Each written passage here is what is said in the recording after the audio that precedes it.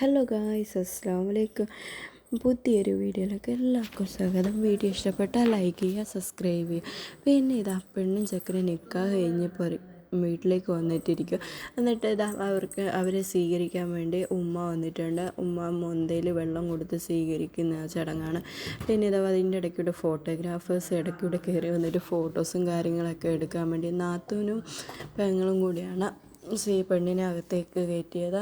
പിന്നെ ഇതാ അവിടെ വന്നിട്ട് ഹാളിൽ വന്നിട്ട് ചെറിയ ചെറിയ ചടങ്ങുകളുണ്ടായിരുന്നു. പിന്നെ പാൽ കൊടുക്കൽ, മധുരം കൊടുക്കൽ, അങ്ങനെയൊക്കെ ഉണ്ടായിരുന്നു.